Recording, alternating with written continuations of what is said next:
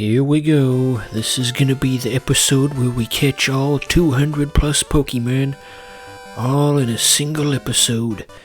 So far we've caught 2 over the last 2 episodes, averaging 1 per episode, and this is gonna be the one where we get the rest of them. Every single one, all in a single episode, so stand back and be amazed. Nah, that won't happen. Nothing cool or interesting is gonna happen over the next 11 minutes. We won't even be able to catch the Primeape. But that's a conversation for later. So we got a Pidgey. That's not interesting. So did you know that Pidgey has a secret evolution outside of the normal Pidgey evolutionary line? He's called Greenidgy.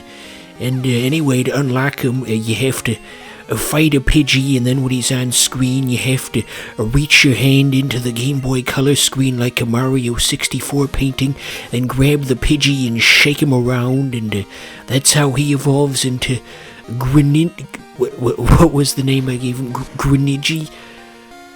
This has just been a minute and 20 seconds of me just straight up lying to you and making up stupid things this far. But it's entertaining. Gosh, Hypnosis doesn't have the greatest success rate in this game, does it? There we go. I'm gonna shoot out some gray circular beams at him. This was totally unnecessary. Maybe I can talk about this on the completely unnecessary podcast. Did you ever see that with Pat the NES Punk and that other shithead? And all the cool gamers out there got really, really angry at that particular podcast because they didn't like the new Diablo game or something, and somebody set up a bot that went and disliked every single video on the channel to teach him a lesson or something silly like that, and that'll get him to change his opinion on Diablo or whatever. People got too much time on their hands. What's up next? Why, it's none other than Houndoom, or Houndour rather. The Hound of the Baskerville. Remember that? Hound of the Baskerville? I'm asking you if you remember something that came out over 100 years ago. I had to read the book in school. I didn't actually read it. I could never keep up with assigned readings.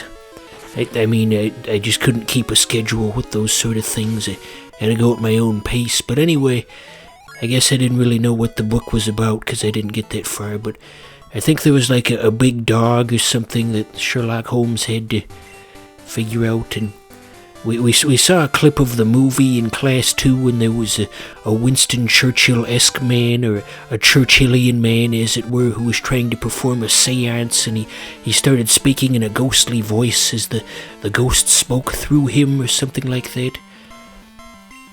Yeah. That was something that happened in school. Gosh, the school I went to was just such a circus. There was no plans or anything. Well, there were some plans, but they really weren't well organized or laid together, or what have you. But I turned out okay.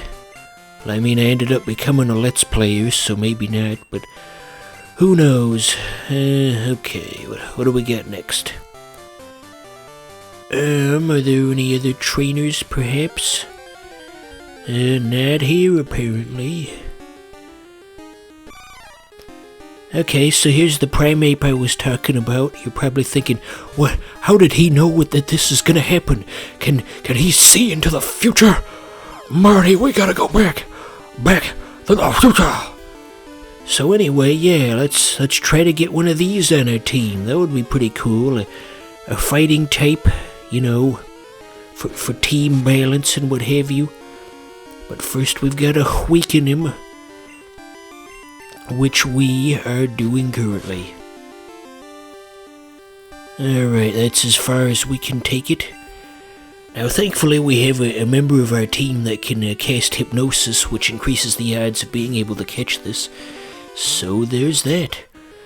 We will do exactly that. We are gonna perform Hypnosis on a pig monkey. Speaking of hypnosis, did you guys ever have the thing where a hypnosis came into your school, a hypnotist came into your school? I always overheard kids in high school talking about that. It was part of like a psychology class or something, and what an odd exercise. Okay, first ball, here we go. 1, 2, 3. Nope.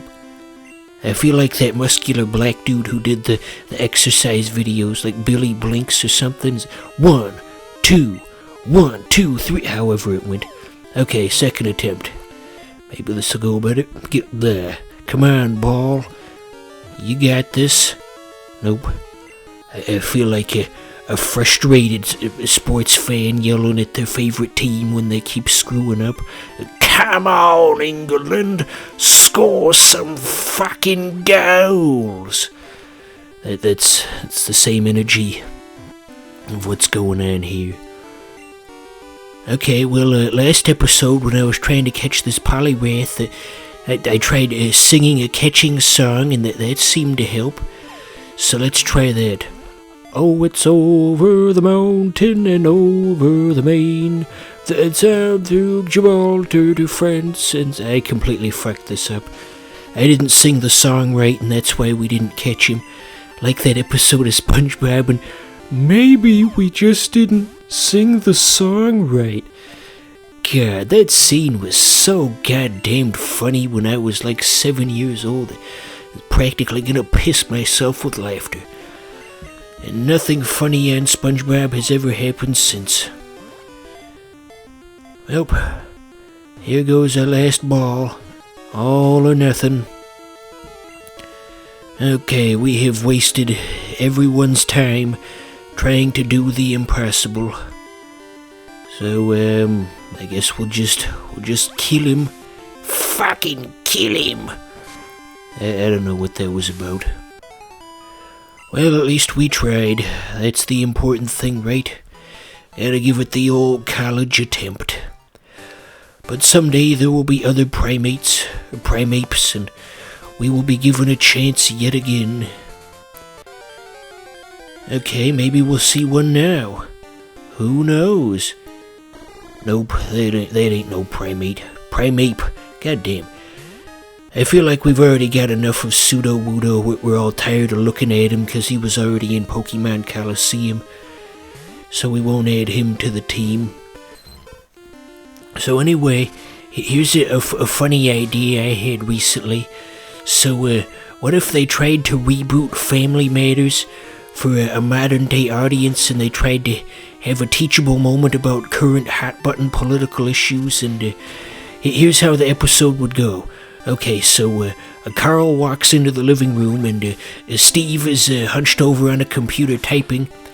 Steve turns around to look at Carl, and he has a new tattoo on his forehead. And so Carl says, "Steve, is that a hate symbol tattooed on your forehead?" And Steve says, "It's not a hate symbol, Carl. You see, I've been watching some YouTube videos that have really enlightened me on how the world works. You know that despite making up 13% of the population..." Steve, I'm not even going to let you finish this sentence. And then to try and teach him a lesson, Carl takes Steve to a skinhead rally to see it in person.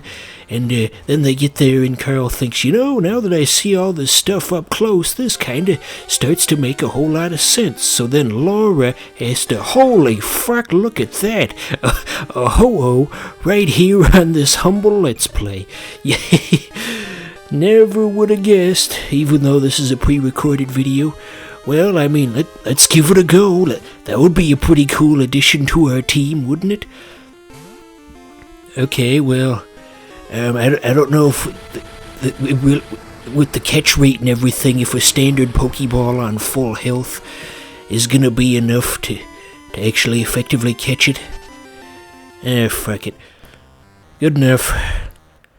So there was a no on the Ho-Oh after one attempt, and then just running off like a wee babe. What's Boogie 298 got? We already made that joke in episode 1. Anyway, so I gotta wrap up this Family Matters episode. So Laura tries to talk some sense into Steve and Carl, and she tries to explain to them how ridiculous it would be for two black people to join a skinhead organization. And so then they all look at the camera and say, that they point it directly at you, the viewer, and say, "Don't be a racist, viewer." And then the laugh track plays. Roll credits, and they play the Family Matters theme song. It's a rare condition in this day and age to read any good news on the news. Well, I guess they're gonna have to rewrite the theme song because newspapers aren't a thing anymore. Am I gonna get in trouble for this, for having a hypothetical where Carl and Steve from Family Matter decide to become skinheads? Thank goodness this channel doesn't have mainstream attention that could really upset somebody. Okay. Oh dear, we've got the poison. Weedle has given us the gout. What if that was a new status ailment in Pokemon, if you could get the gout?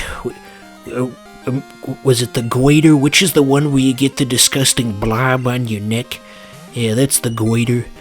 They had that plastic horse with the goiter in Bob's Burgers, and no, Mr. Goiter. And I think somebody violently smashed it to pieces with a hammer. And oh, Bob's Burgers. Hey, look at me, I'm talking about Bob's Burgers right as a Bob Burger is on screen.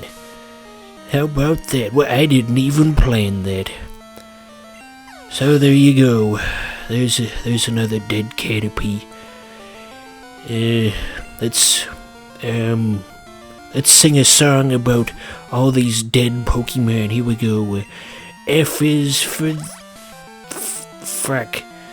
U is for ultimately the Caterpies just stand in your way and impede progress. N is for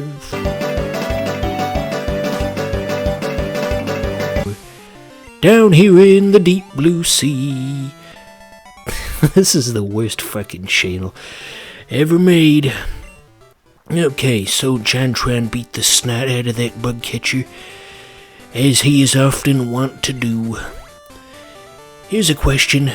So since that other thing that Jontron said a couple of years ago didn't really put a dent in his fandom, the question arises, what is the worst thing that Jontron could possibly say or do to finally go over the line and lose his fans? Something to think about. I would explore this topic a bit more in depth, but the episode's over, so I guess we won't do that.